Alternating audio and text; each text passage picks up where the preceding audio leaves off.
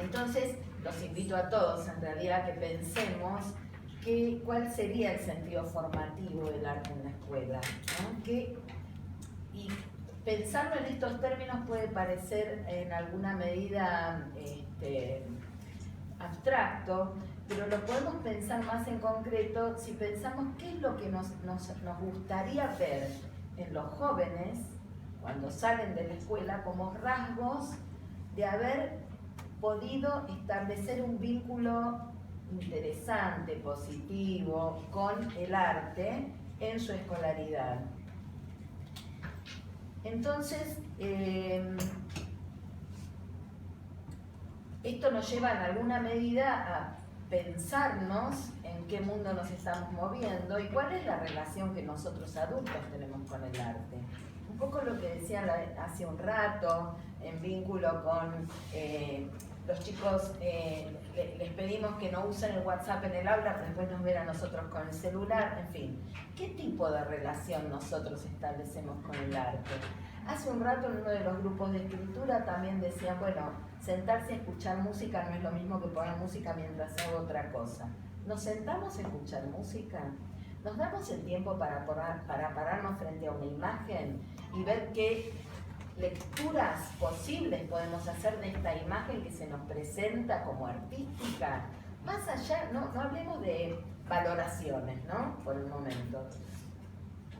Entonces, frente a todo esto, yo me pregunto que en relación con cómo van cambiando, ¿no?, los saberes y los contenidos en la escuela, ¿qué tipo de relación se establece entre los sujetos, sean los jóvenes, los niños o los adultos, con el arte fuera de la escuela, y por qué hay una disociación tan grande entre lo que pasa afuera y lo que pasa adentro, ¿no?, de la escuela? Siempre en relación con el arte. En el grupo hablaron del arte subordinado a otras disciplinas, como que el arte en la escuela pasa a ser un recurso de otros docentes que piensan que sería una buena nota de color, que frente a un determinado proyecto que están haciendo los estudiantes aparezca una mención o alguna relación con la música, con el teatro, ¿no? Y eso en alguna medida le quita el valor que el arte tiene per se. También hablaron hace un rato de esto de la categorización que podemos hacer de los saberes entre útiles, valiosos y rentables. El arte tiene una gran ventaja para mí, y es que justamente no lo vamos a encontrar dentro de los saberes útiles y tampoco dentro de los rentables. Entonces, lo único que nos queda es pensar que tiene un valor de por sí. Pero ¿cuál es ese valor que a nosotros nos interesa rescatar? Yo creo que tiene en alguna medida que ver con cuál es la relación, vuelvo a insistir, que puede establecer un sujeto con las manifestaciones artísticas y culturales que lo rodean. Y ahí es donde entra el rol del docente, cuando tiene clara conciencia de que lo primero que tiene que hacer es instalar en los estudiantes, sean de la edad que sean, la idea de que es su derecho tener una relación positiva en el sentido de una relación posible, digo, con las manifestaciones artísticas y culturales. Que es su derecho porque esas manifestaciones artísticas y culturales también son para él. Hay muchos sectores y muchos estudiantes que se sienten como marginados en el sentido de que piensan que el teatro no es para ellos, que ir a un concierto no es para ellos, que su relación con las manifestaciones artísticas no puede ir más allá de las manifestaciones más comerciales. No hablo de las más populares sí, pero de las más comerciales, ¿no? Porque se sienten que no son hechas para ellos, ¿no? Y yo creo que por ahí lo importante que podríamos hacer como aporte desde todos los roles, desde todos los docentes que conformamos un equipo de trabajo en una institución, es ayudar a los chicos a pensarse como destinatarios, ¿no?, de estas manifestaciones artísticas y culturales. Entonces, ya más o menos vamos vislumbrando que hay algo que el docente de artes puede hacer, más allá de la disciplina artística que le toque enseñar. Entonces, podemos empezar a pensar cómo ese docente puede pensar su enseñanza. Y ahí pueden empezar a aparecer las cuestiones de los materiales y de las tecnologías que estuvieron hablando tanto hoy durante la mañana. Yo personalmente soy profesora de música, entonces por ahí voy a hacer una inclinación más hacia ese lado porque es mi ámbito, ¿no? Pero yo pienso a veces cómo vienen los chicos al aula. Les dije que soy jubilada, pero reciente, entonces todavía tengo fresquito mi recuerdo de el trabajo con los chicos en el aula de secundaria. Y los chicos vienen con una práctica de indagación dentro de las redes y dentro de la web que los lleva a estar muy al día con determinadas prácticas, como puede ser el beatbox, ¿sí?, o determinados modos de resolver algunos inconvenientes que se le presentan, por ejemplo, queriendo tocar una canción que les gusta y buscar un tutorial. Y digo, bueno, si existen los tutoriales, ¿para qué me necesitan a mí? Bueno, esas cuestiones son las que en alguna medida ayudan a repensar el rol del docente y pensar, bueno, ¿qué es lo que yo debería? Y no voy a dar una respuesta, pero por lo menos preguntarnos, bueno, si estas cosas se pueden resolver por otros medios, ¿qué es lo que me queda a mí? ¿Qué es lo que yo les puedo aportar a ellos diferente o que no puede ser reemplazado por un tutorial, por ejemplo, ¿no?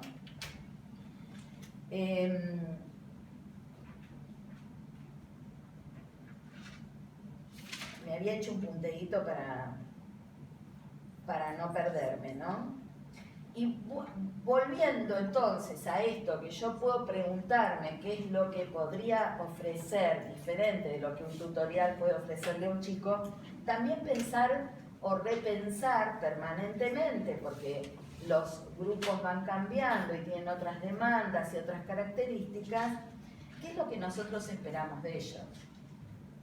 Porque a veces esa pregunta no nos la hacemos con la frecuencia necesaria como para reconsiderar nuestras líneas de acción y nuestra atención a lo que ellos traen, ¿no? Porque me parece también que es necesario escucharlos más, saber qué inquietudes tienen, orientarlos dentro de esas inquietudes.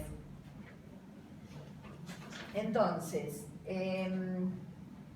estas tecnologías de las que hablábamos modifican también nuestras prácticas y nuestra capacidad de generar nuevas propuestas, ¿no? Por ejemplo, a partir de la accesibilidad. Hace un par de días me encontré con una vieja compañera de conservatorio y nos recordábamos, no con nostalgia, sino con ternura, algunas clases de historia de la música en las que nos ponían unos viejos disquitos de vinilo llenos de ruidos, que eran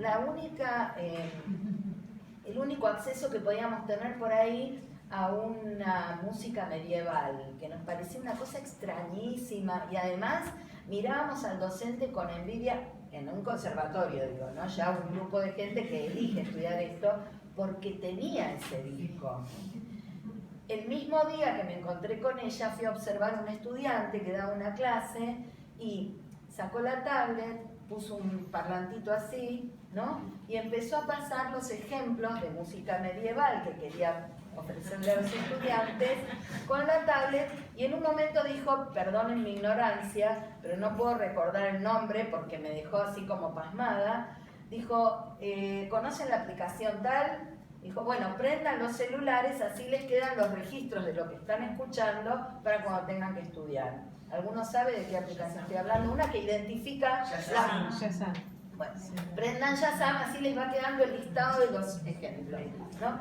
Entonces yo sabía que había una aplicación que obviamente no sé usar, pero que identifica la música, pero recordé esa clase y me quedé petrificada. Y dije, bueno, evidentemente hay determinadas cuestiones tecnológicas, más allá de todas los peros que podamos poner o la necesidad de hacer un análisis más minucioso para ver hacia dónde nos llevan, que desde el punto de vista de la acción docente nos han facilitado algunas cosas.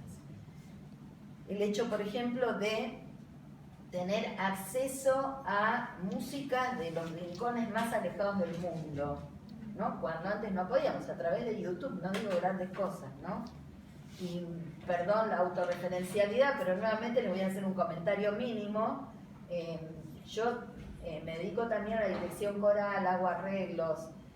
Quise hacer un arreglo de un tema que escuché que me gustó mucho, que era el malgache, de un músico de Madagascar, y buscando en Google encontré el dato de que este señor vivía en España. Entonces dije, bueno, por ahí maneja el idioma. Lo busqué en YouTube, en Facebook, le mandé un mensaje, me lo contestó inmediatamente y después me mandó la letra con la explicación de cómo se pronunciaba y la traducción del tema.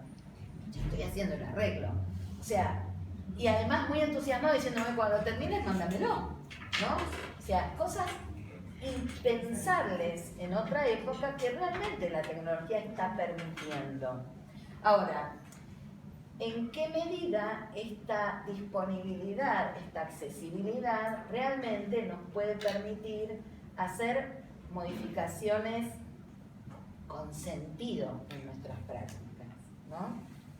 El otro día conversaba con un joven docente, ¿no? Y me decía que una de las cosas que le había permitido, por ejemplo, el aula virtual que él utiliza, ¿no? Era multiplicar los momentos de encuentro con los estudiantes. Claro, ustedes saben, las clases de arte en general son clases de una vez por semana. Y la verdad es que los chicos tienen tantas demandas durante la semana que es muy probable que se vuelvan a acordar de nosotros la noche anterior a que estén en clase de nuevo con nosotros. Entonces, esa posibilidad del aula virtual le había permitido desplegar algunas estrategias que hacía que los chicos lo tuvieran más presente y tuvieran también más presente las tareas que tenían en camino, ¿no? Entonces, por ejemplo, me decía que le subía las grabaciones de las últimas versiones de lo que habían estado tocando y les daba 2 o 3 preguntas como para que ellos pudieran definir los criterios con los cuales debían analizar esa producción y fijarse algunas metas de progreso para las futuras, para los futuros momentos de ensayo, por ejemplo. Entonces, todo esto en realidad nos da la pauta de que lo importante es considerar estas ventajas que nos ofrece aparentemente la tecnología, pero no dejar de lado pensar en qué sentidos nosotros las cargamos de sentido y no solamente por lo novedoso, ¿no? Hay un músico canadiense, se llama Murray Schafer, que ha escrito varios libros que tienen que ver con la pedagogía, aunque él nunca fue formado en la pedagogía, ¿no? Y él en uno de esos libritos dice que antes, cuando se pensaba en qué tipo de relación una persona tenía que establecer con la música, se pensaba que fuera una persona que tenía cierto nivel de cultura y ahora en realidad lo que se piensa es que una persona se tiene que enfrentar a la música con curiosidad y coraje, ¿no? Entonces él habla de la curiosidad en términos de aquel impulso que nos lleva a ir a buscar lo que no conocemos, ¿sí? Y el coraje para poder pensarnos y sostener nuestras ideas más allá de lo que piense nuestro entorno. Entonces yo creo que esto que él plantea como un modo de enfrentarse a la música es algo que también los docentes nos podemos plantear. Mientras nosotros sigamos teniendo curiosidad frente a lo que se nos plantea como nuevo y coraje para poder definir nuestra posición frente a estas novedades, vamos a poder hacer al menos unas propuestas honestas que los chicos con la misma honestidad las van a recoger y nos van a ayudar también a crecer todos en algún sentido, ¿no?